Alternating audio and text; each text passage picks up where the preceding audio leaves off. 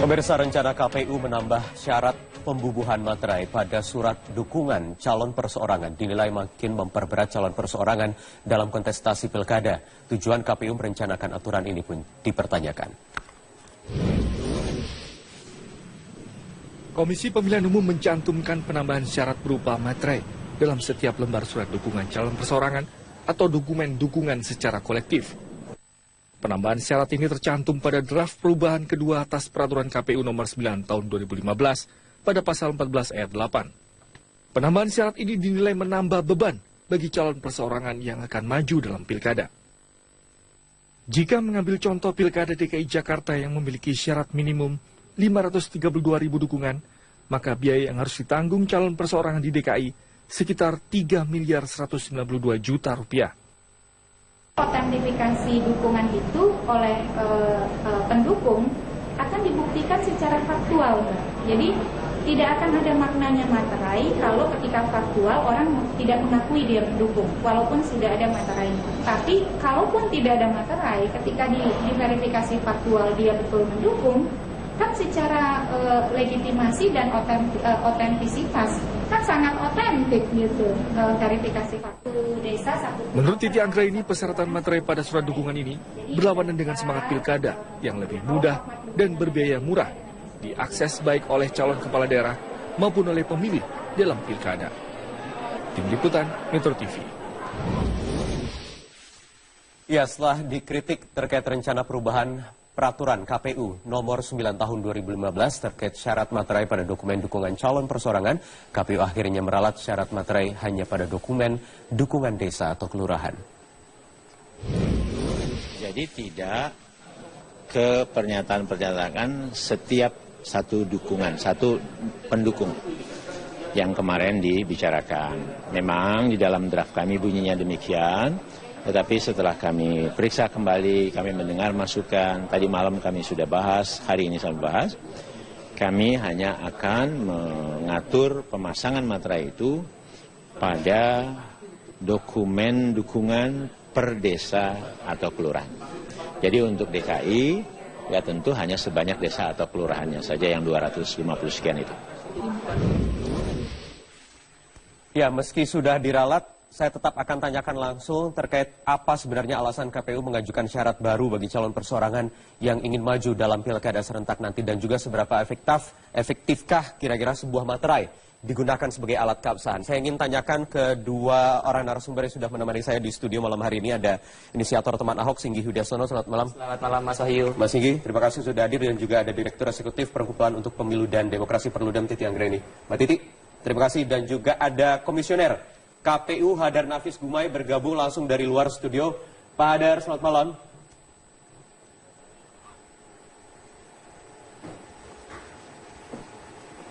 Oke, Pak Hadar. Dengar, hilang.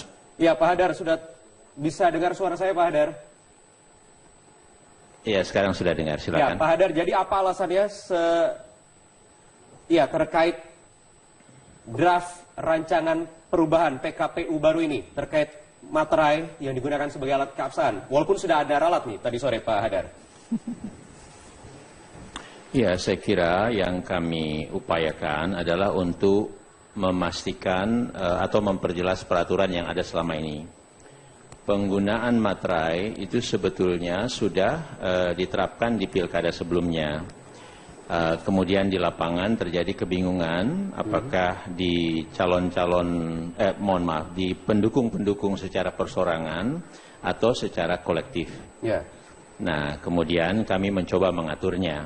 Jadi tujuan penggunaan materai sebetulnya ingin memastikan bahwa pihak-pihak atau mereka yang memberikan dukungan itu sungguh-sungguh memang mereka mendukung.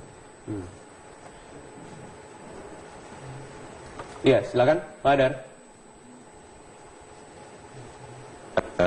Tetapi kemudian setelah kami diplik dan kemudian kami juga membahasnya kembali secara cukup intensif tadi malam dan tadi siang, kami kemudian mengambil keputusan bahwa pemastian untuk dukungan itu betul-betul ada dan itu berangkat atau diperoleh dari pasangan calon ini, itu hanya diperlukan pada tingkat desa atau kelurahan dari setiap daerah yang pilkada. Ya, itu sudah disepakati Pak Hadar ya oleh komisioner yang lain ya? Sudah disepakati. Tapi pertanyaannya, draftnya sudah diubah juga atau belum? Ya. Karena nanti kan harus dibawa juga ke DPR. Tapi dijawab nanti usai jeda headline news pukul 19 waktu Indonesia Barat. Kita akan kembali sesaat lagi. Pak Hadar, tahan sebentar. Tetap di Prime Time News.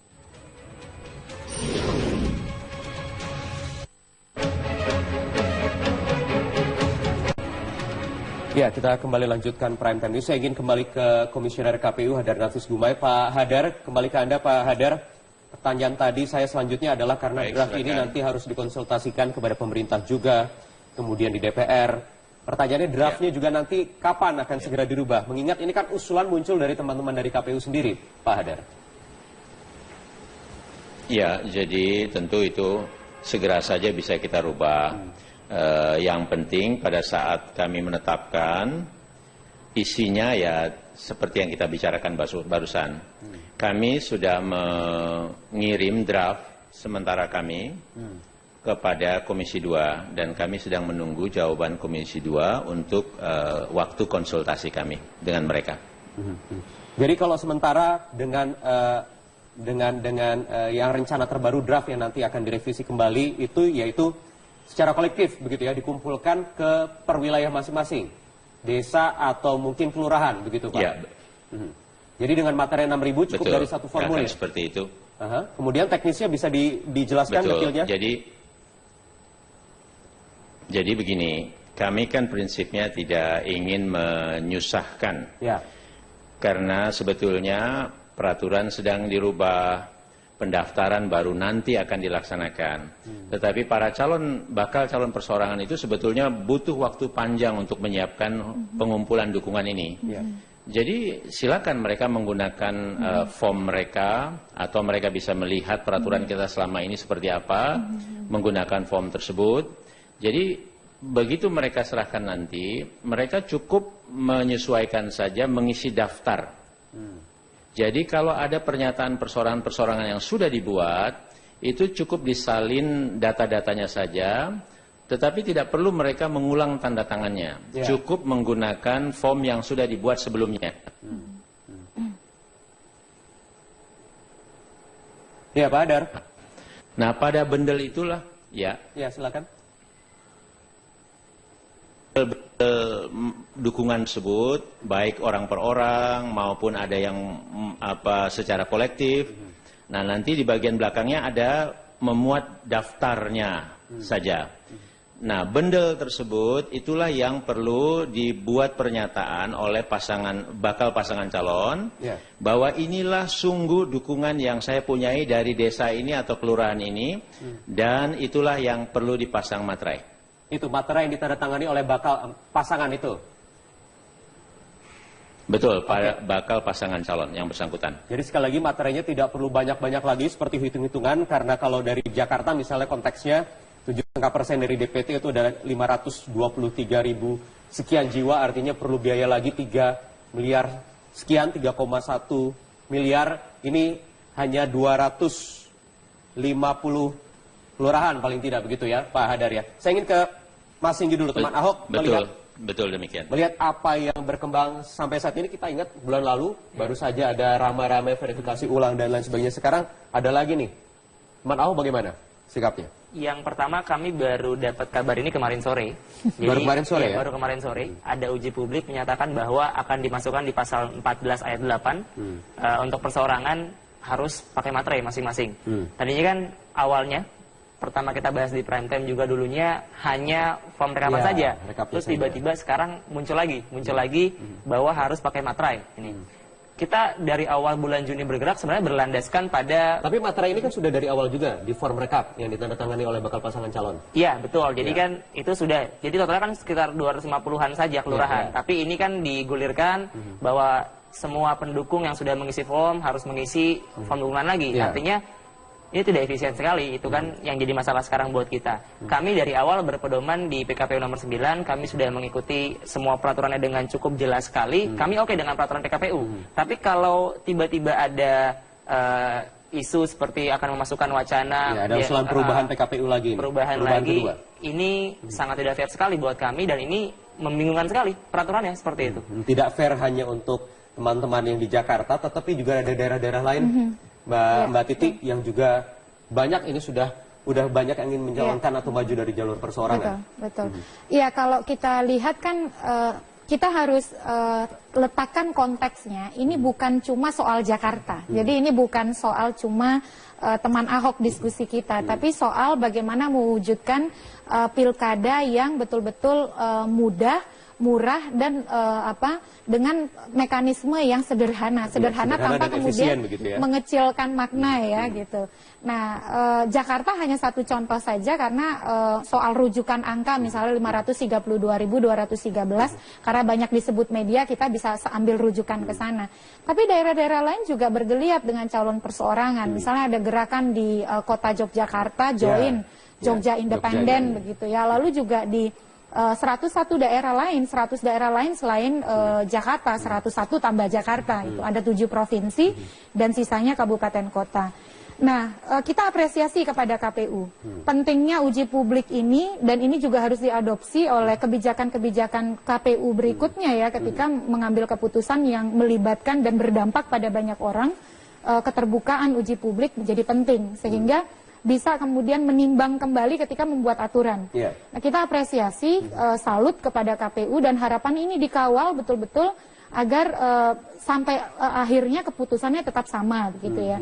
Sebab bagaimana evaluasi kita, syarat dukungan itu untuk calon perseorangan tidak ada masalah di dalam Pilkada Serentak 2015. Jadi, kalaupun mau ada evaluasi, evaluasinya lebih filosofis. Dan itu levelnya undang-undang, yaitu apa? Turunkan dong syaratnya. Syaratnya terlalu tinggi, sehingga kita bisa punya lebih banyak calon.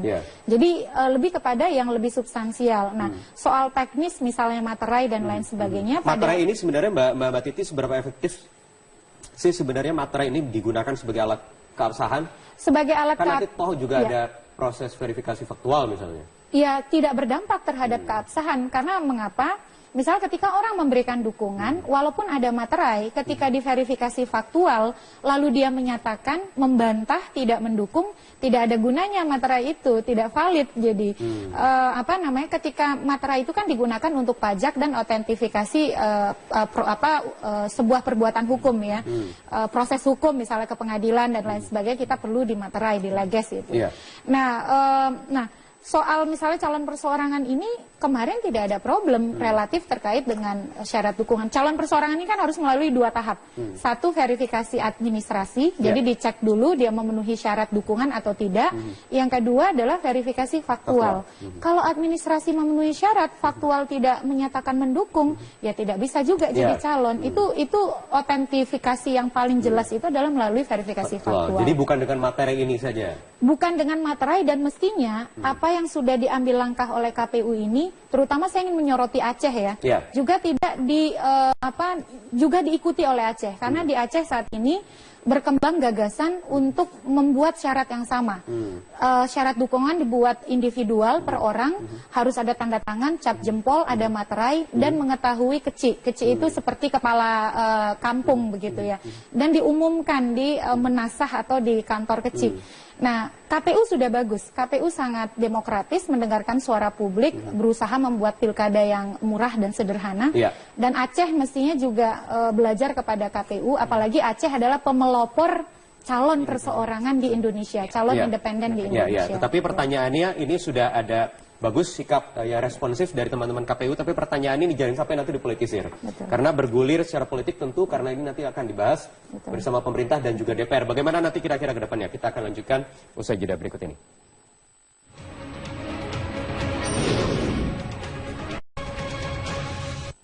Ya, kita kembali lanjutkan. Saya ingin kembali ke Pak Hadar. Pak Hadar, ini bagaimana kemudian nanti menjaga semangatnya? Tadi sudah ditegaskan oleh Mbak Titi Anggraini yang terus mengawal apa isu-isu yang berkembang di KPU. Tetapi kan pertanyaannya nanti juga harus dibahas ini bersama pemerintah dan juga DPR. Bagaimana ini tetap menjaga semangat ini? Semangat pemilu yang sederhana dan juga efisien dengan peraturan-peraturan yang diatur melalui PKPU ini. Ya, itu juga menjadi pegangan kami. Dan tentu kami akan memastikan peraturan itu akan seperti yang barusan kami sudah sampaikan dan juga menjadi kesepakatan kami di pleno. Dan saya kira semua ini tanpa merefer atau berkaitan dengan pilkada di daerah tertentu, tetapi ini penerapan secara nasional tentu kami memikirkannya. Bahwa kami akan berkonsultasi tentu itu suatu kewajiban dan tidak ada masalah buat kami. Kita lihat saja nanti perjalanannya dan biasanya apa yang sudah kami yakini itu yang tepat kami laksanakan, itulah yang akan menjadi keputusan.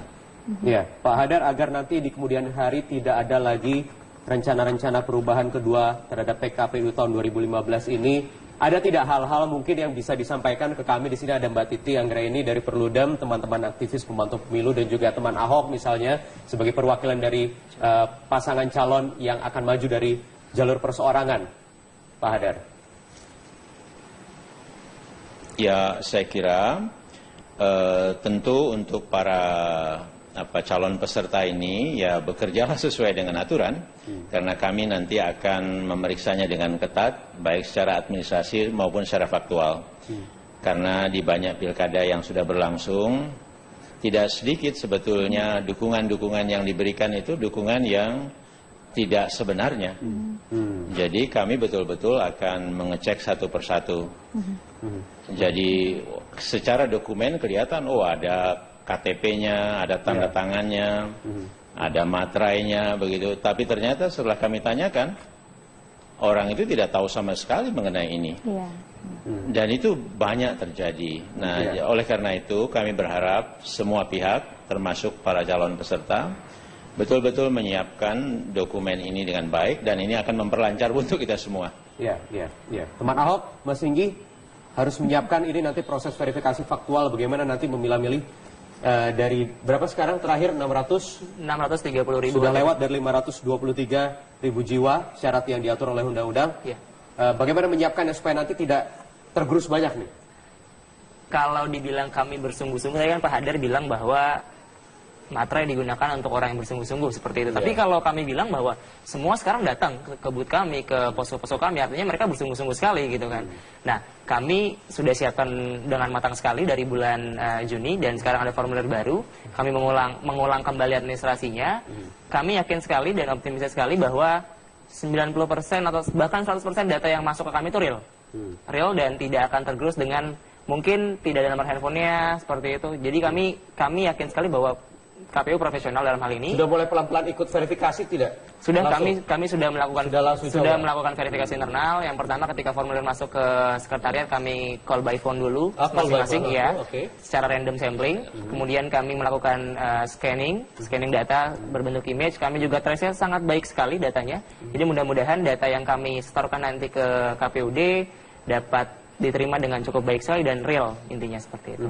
Oke, Mbak Titi, tadi Anda bicara ini konteksnya jangan lokal begitu ya? Daerah-daerah tertentu yang akan menyelenggarakan pilkada serentak. Ada 101 daerah yang nanti akan menyelenggarakan, dan juga sudah bergejolak tadi calon-calon perseorangan bakal banyak yang maju nanti di daerah-daerah yang lain, tidak hanya di Jakarta. Tapi bagaimana nanti konteks ini bisa diterapkan semua, tidak hanya Jakarta, mungkin yang bisa dijadikan percontohan teman-teman di daerah.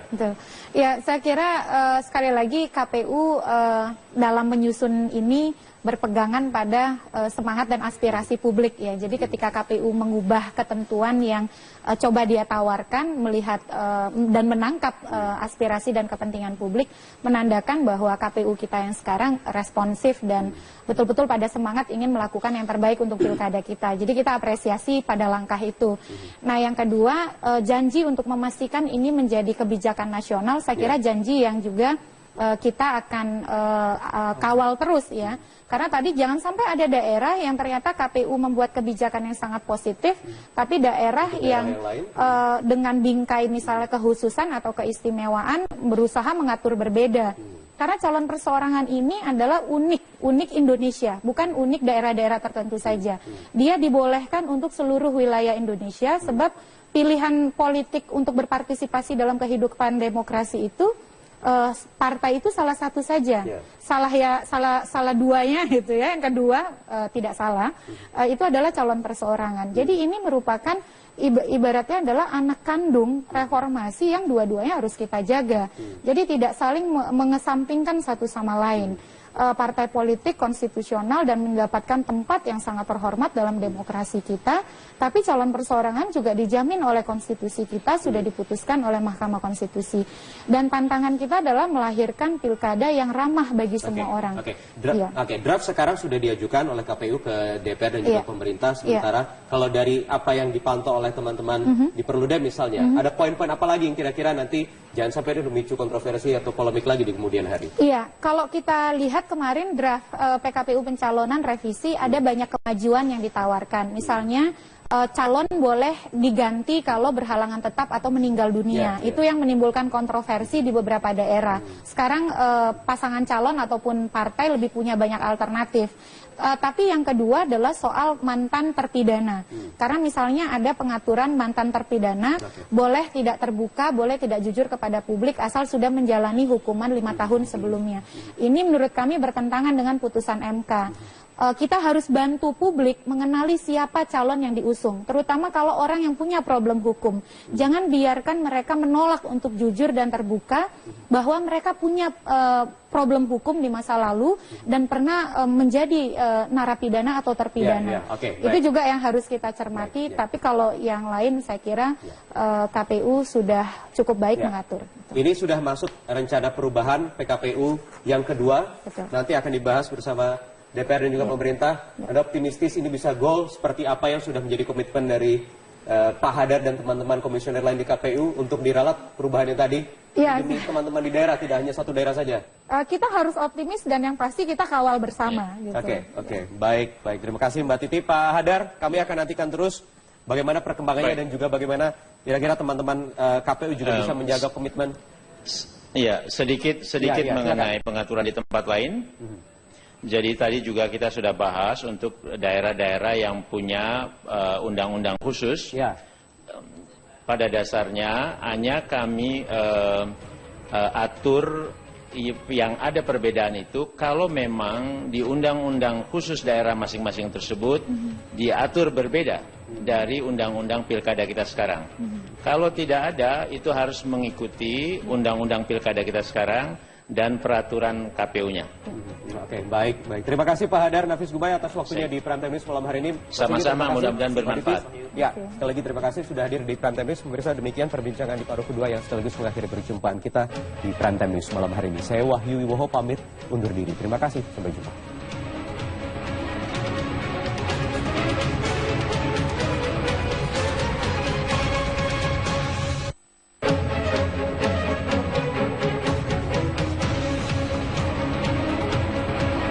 Tidak adanya aktivitas pembangunan di proyek reklamasi Pulau G pada siang tadi ini berbeda dengan temuan tim Metro TV yang saat ini berada di Teluk Jakarta. Eva Wondo akan melaporkan langsung dengan melihat kondisi Pulau G pasca aksi demonstrasi nelayan hari ini. Eva, dari hasil pantauan Anda di Teluk Jakarta sore ini, apakah Anda melihat masih ada kegiatan yang dilakukan oleh pengembang?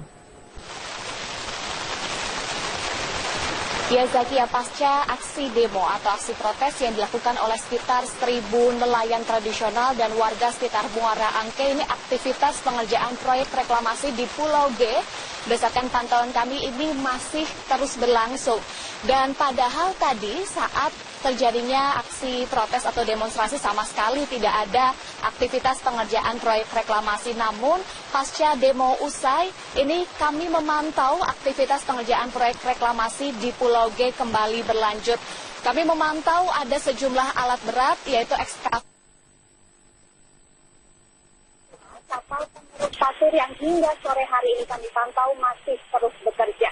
Sementara itu penjagaan ketat ini juga sangat terlihat, bahkan ketika kami akan menuju ke Pulau G, ini nelayan tidak ada yang berani mengantar kami karena begitu ketatnya penjagaan di sekitar Pulau G. Dan ada sekitar 2 kapal atau 2 perahu yang difungsikan untuk menjaga atau ini sebagai bentuk penjagaan dari pemilik atau perusahaan perusahaan tersebut untuk menjaga Pulau G tersebut.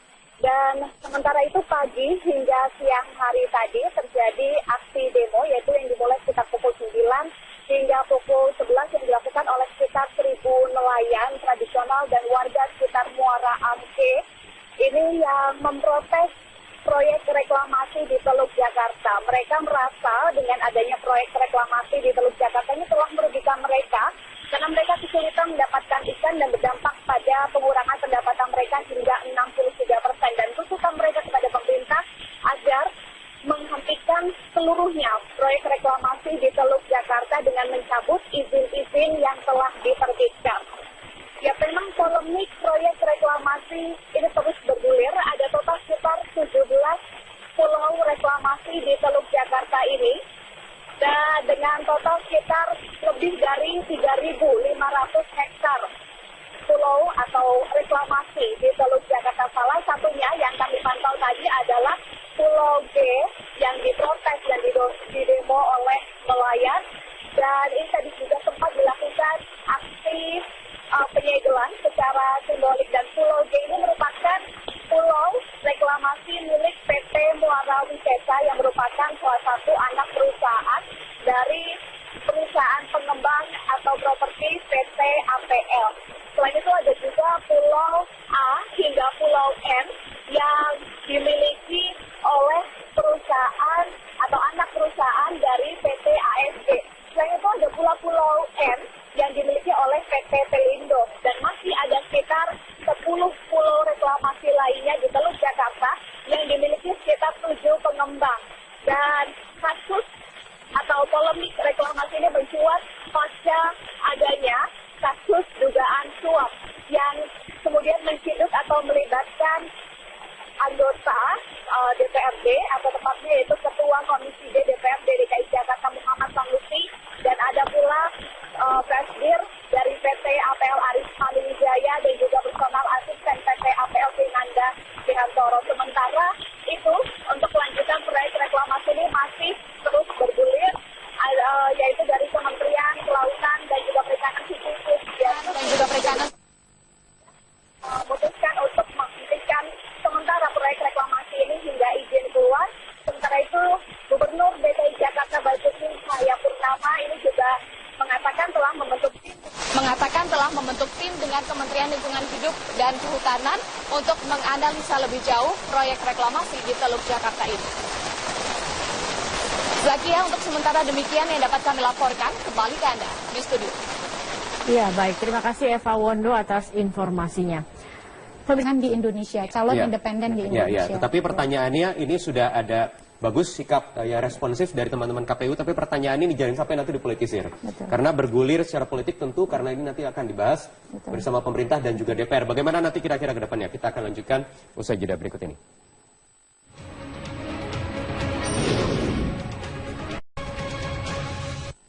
Ya, kita kembali lanjutkan. Saya ingin kembali ke Pak Hadar. Pak Hadar, ini bagaimana kemudian nanti menjaga semangatnya? Tadi sudah ditegaskan oleh Mbak Titi Anggreni yang terus mengawal apa isu-isu yang berkembang di KPU. Tetapi kan pertanyaannya nanti juga harus dibahas ini bersama pemerintah dan juga DPR. Bagaimana ini tetap menjaga semangat ini? Semangat pemilu yang sederhana dan juga efisien dengan peraturan-peraturan yang diatur melalui PKPU ini. Ya, itu juga menjadi pegangan kami,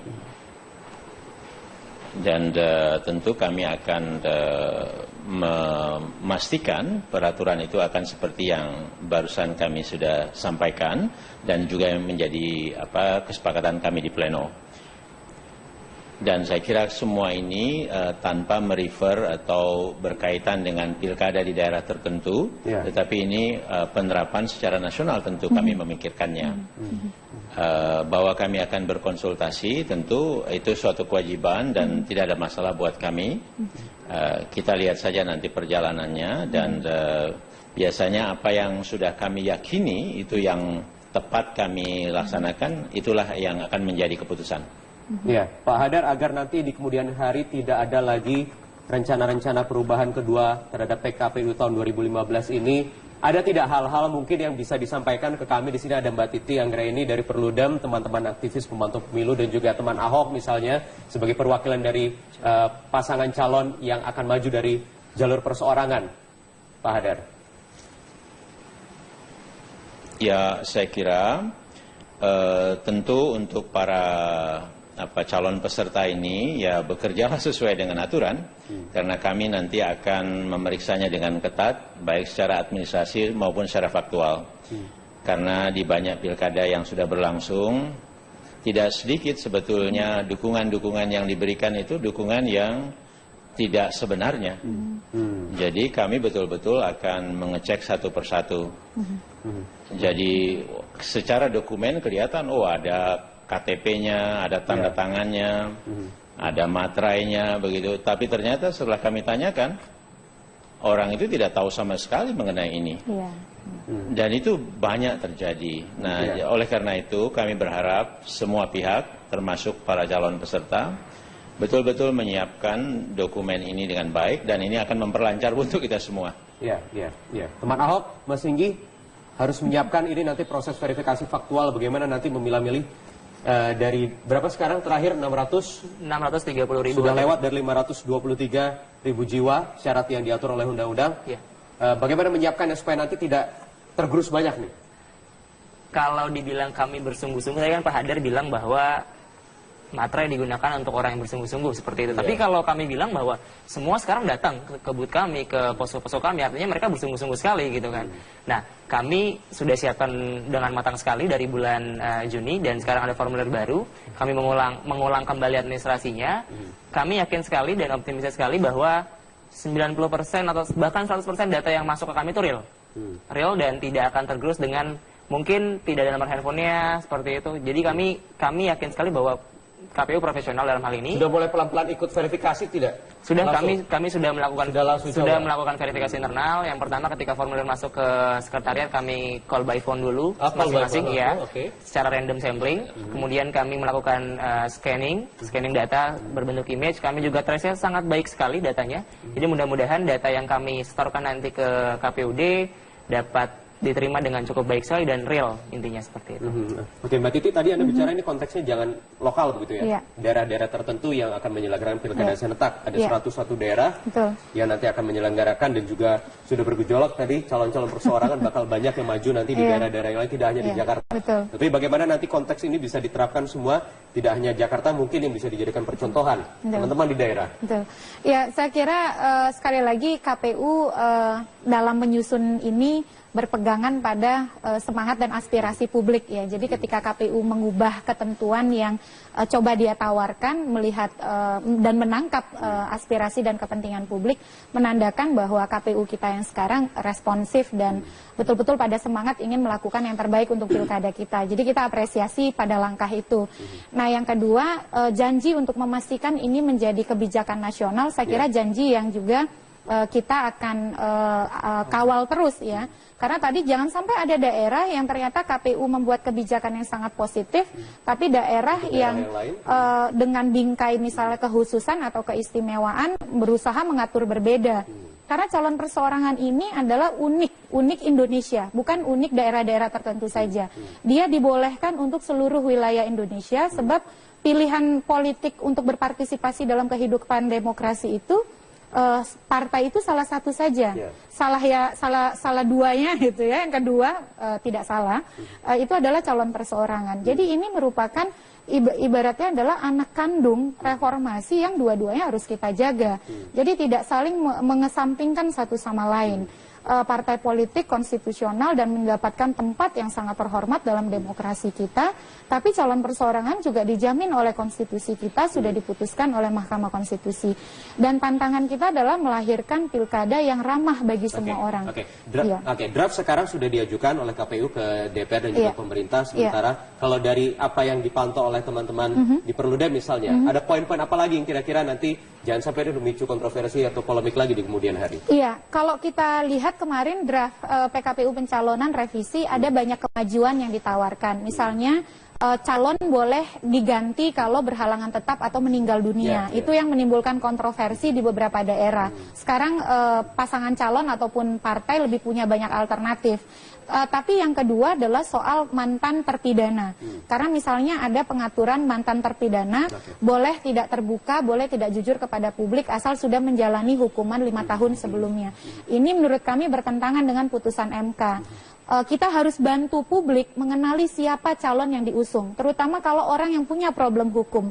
Jangan biarkan mereka menolak untuk jujur dan terbuka bahwa mereka punya problem hukum di masa lalu dan pernah menjadi narapidana atau terpidana. Itu juga yang harus kita cermati, tapi kalau yang lain saya kira KPU sudah cukup baik mengatur. Ini sudah masuk rencana perubahan PKPU yang kedua, nanti akan dibahas bersama DPR dan juga pemerintah. Anda optimistis ini bisa goal seperti apa yang sudah menjadi komitmen dari Pak Hadar dan teman-teman komisioner lain di KPU untuk diralat perubahannya tadi demi teman-teman di daerah, tidak hanya satu daerah saja? Kita harus optimis dan yang pasti kita kawal bersama. Oke. Baik. Terima kasih Mbak Titi. Pak Hadar, kami akan nantikan terus bagaimana perkembangannya dan juga bagaimana kira-kira teman-teman KPU juga bisa menjaga komitmen. Iya, sedikit mengenai pengaturan di tempat lain. Jadi tadi juga kita sudah bahas untuk daerah-daerah yang punya undang-undang khusus. Pada dasarnya hanya kami atur yang ada perbedaan itu kalau memang di undang-undang khusus daerah masing-masing tersebut diatur berbeda dari undang-undang pilkada kita sekarang. Kalau tidak ada, itu harus mengikuti undang-undang pilkada kita sekarang dan peraturan KPU-nya. Baik. Terima kasih Pak Hadar Nafis Gubay atas waktunya di Prime Time News malam hari ini. Sama-sama, mudah-mudahan bermanfaat. Sekali lagi terima kasih sudah hadir di Prime Time News. Pemirsa, demikian perbincangan di paruh kedua yang sekaligus mengakhiri perjumpaan kita di Prime Time News malam hari ini. Saya Wahyu Wiwoho pamit undur diri. Terima kasih, sampai jumpa.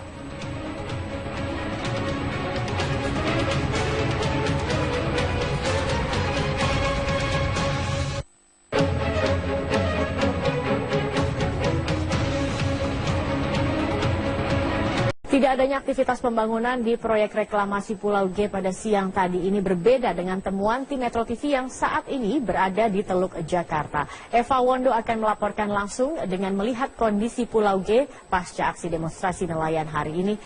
Eva, dari hasil pantauan Anda di Teluk Jakarta sore ini, apakah Anda melihat masih ada kegiatan yang dilakukan oleh pengembang?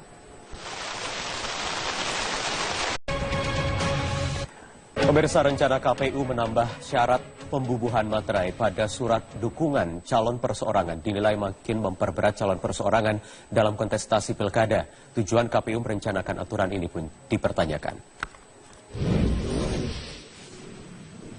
Komisi Pemilihan Umum mencantumkan penambahan syarat berupa materai dalam setiap lembar surat dukungan calon perseorangan atau dokumen dukungan secara kolektif.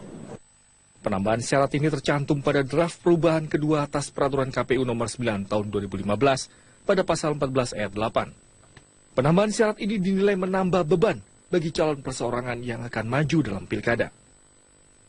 Jika mengambil contoh pilkada DKI Jakarta yang memiliki syarat minimum 532.000 dukungan, maka biaya yang harus ditanggung calon perseorangan di DKI sekitar 3.192 juta rupiah.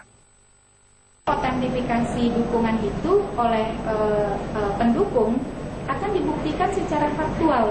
Jadi tidak akan ada maknanya materai kalau ketika faktual orang tidak mengakui dia mendukung walaupun sudah ada materai. Tapi kalaupun tidak ada materai, ketika diverifikasi faktual dia betul mendukung, kan secara legitimasi dan otentisitas kan sangat otentik gitu, verifikasi faktual desa satu. Menurut Titi Anggraini, persyaratan materai pada surat dukungan ini berlawanan dengan semangat pilkada yang lebih mudah dan berbiaya murah diakses baik oleh calon kepala daerah maupun oleh pemilih dalam pilkada. Tim Liputan Metro TV. Ya, setelah dikritik terkait rencana perubahan peraturan KPU nomor 9 tahun 2015 terkait syarat materai pada dokumen dukungan calon perseorangan, KPU akhirnya meralat syarat materai hanya pada dokumen dukungan desa atau kelurahan. Jadi tidak ke pernyataan-pernyataan setiap satu dukungan, satu pendukung.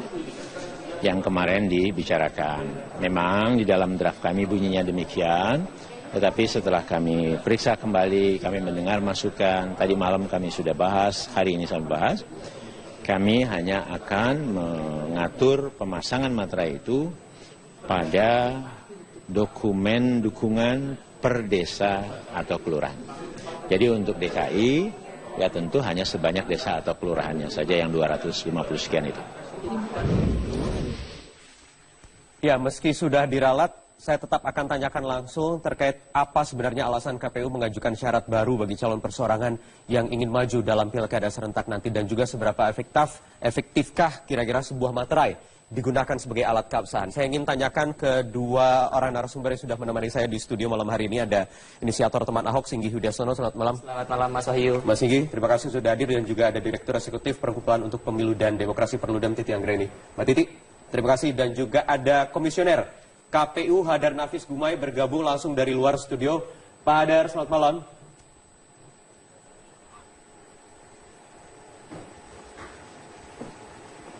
Oke, Pak Hadar. Dengar, hilang. Ya, Pak Hadar, sudah bisa dengar suara saya, Pak Hadar? Iya, sekarang sudah dengar, silakan. Ya, Pak Hadar, jadi apa alasannya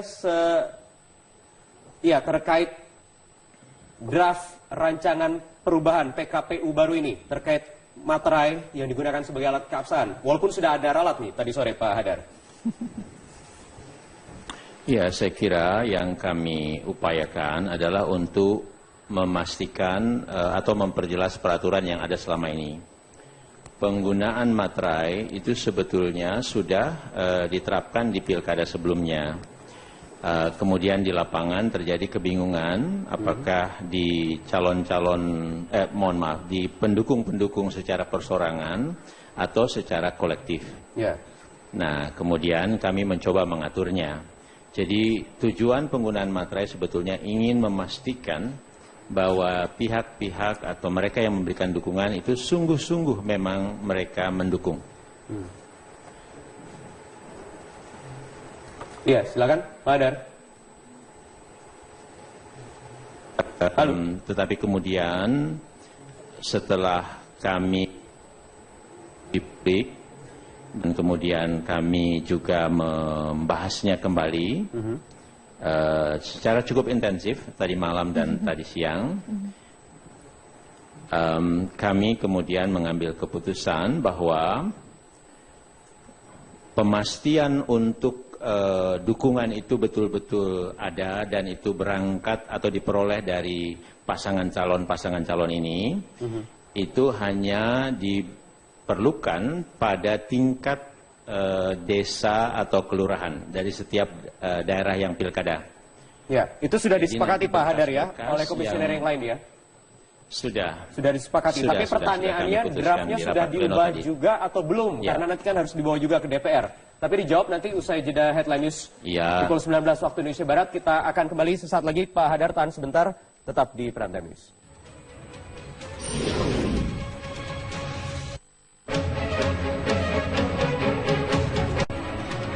Ya, kita kembali lanjutkan Prime Time News. Saya ingin kembali ke Komisioner KPU Hadar Nafis Gumai. Pak Hadar, kembali ke Anda, Pak Hadar. Pertanyaan tadi saya selanjutnya adalah karena draft ini nanti harus dikonsultasikan kepada pemerintah juga, kemudian di DPR. Pertanyaannya, draftnya juga nanti kapan akan segera dirubah? Mengingat ini kan usulan muncul dari teman-teman dari KPU sendiri, Pak Hadar.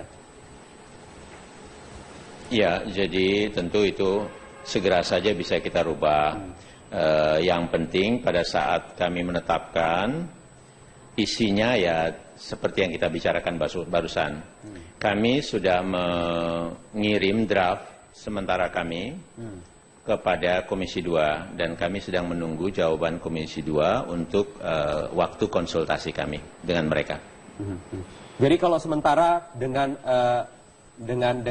yang rencana terbaru draft yang nanti akan direvisi kembali itu yaitu secara kolektif begitu ya, dikumpulkan ke perwilayah masing-masing, desa atau mungkin kelurahan begitu Pak? Ya. Jadi dengan materi 6.000 cukup dari satu formulir? Seperti itu. Kemudian teknisnya bisa dijelaskan detailnya? Jadi begini, kami kan prinsipnya tidak ingin menyusahkan karena sebetulnya peraturan sedang dirubah, pendaftaran baru nanti akan dilaksanakan. Tetapi para bakal calon perseorangan itu sebetulnya butuh waktu panjang untuk menyiapkan pengumpulan dukungan ini. Jadi silakan mereka menggunakan form mereka, atau mereka bisa melihat peraturan kita selama ini seperti apa, menggunakan form tersebut. Jadi begitu mereka serahkan nanti, mereka cukup menyesuaikan saja mengisi daftar. Jadi kalau ada pernyataan perseorangan-perseorangan yang sudah dibuat, itu cukup disalin data-datanya saja, tetapi tidak perlu mereka mengulang tanda tangannya. Cukup menggunakan form yang sudah dibuat sebelumnya. Ya, Pak Hadar. Nah, pada bundle itulah, Ya, silakan. Dukungan tersebut, baik orang per orang maupun ada yang secara kolektif. Nah, nanti di bagian belakangnya ada memuat daftarnya saja. Nah, bundle tersebut itulah yang perlu dibuat pernyataan oleh bakal pasangan calon, bahwa inilah sungguh dukungan yang saya punyai dari desa ini atau kelurahan ini, dan itulah yang perlu dipasang materai. Itu materai yang ditandatangani oleh bakal pasangan itu?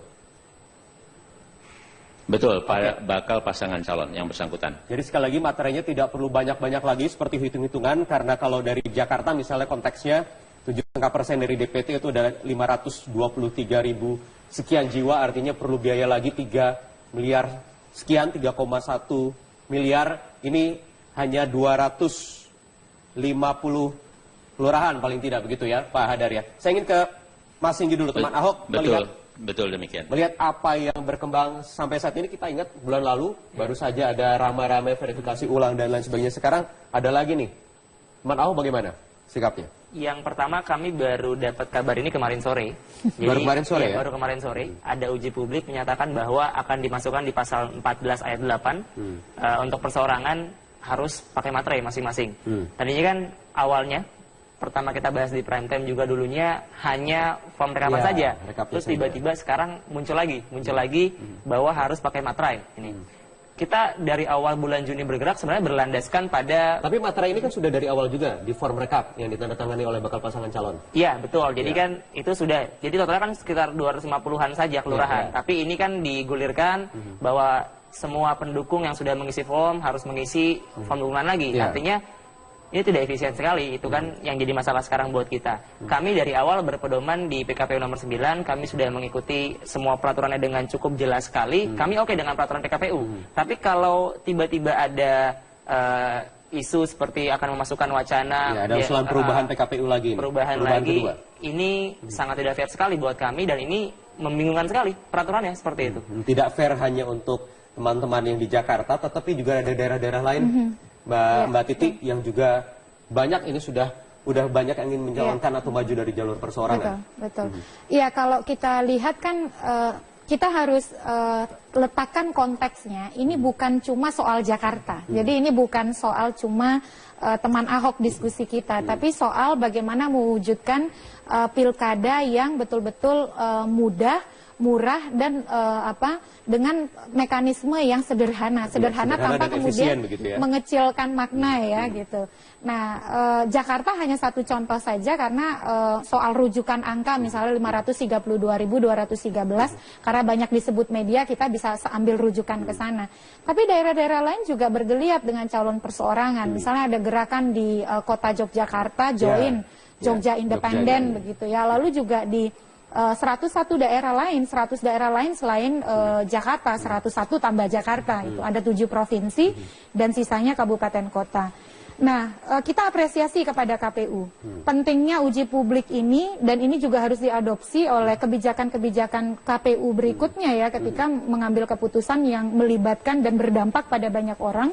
Keterbukaan uji publik menjadi penting, sehingga bisa kemudian menimbang kembali ketika membuat aturan. Nah, kita apresiasi, salut kepada KPU, dan harapan ini dikawal betul-betul agar sampai akhirnya keputusannya tetap sama, begitu ya. Sebab bagaimana evaluasi kita syarat dukungan itu untuk calon perseorangan tidak ada masalah di dalam Pilkada serentak 2015. Jadi kalaupun mau ada evaluasi, evaluasinya lebih filosofis dan itu levelnya undang-undang, yaitu apa? Turunkan dong syaratnya. Syaratnya terlalu tinggi sehingga kita bisa punya lebih banyak calon. Jadi lebih kepada yang lebih substansial. Nah, soal teknis misalnya materai dan lain sebagainya. Materai ini sebenarnya Mbak Titi seberapa efektif sih sebenarnya materai ini digunakan sebagai alat keabsahan? Sebagai alat kan nanti toh juga ada proses verifikasi faktual misalnya. Ya, tidak berdampak terhadap keabsahan. Karena mengapa? Misal ketika orang memberikan dukungan, walaupun ada materai, ketika diverifikasi faktual, lalu dia menyatakan, membantah, tidak mendukung, tidak ada gunanya materai itu, tidak valid. Jadi, ketika materai itu kan digunakan untuk pajak dan otentifikasi sebuah perbuatan hukum ya. Proses hukum misalnya ke pengadilan dan lain sebagainya, kita perlu di materai, di leges itu.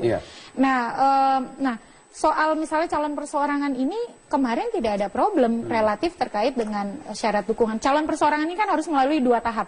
Satu, verifikasi administrasi, jadi dicek dulu dia memenuhi syarat dukungan atau tidak. Yang kedua adalah verifikasi faktual.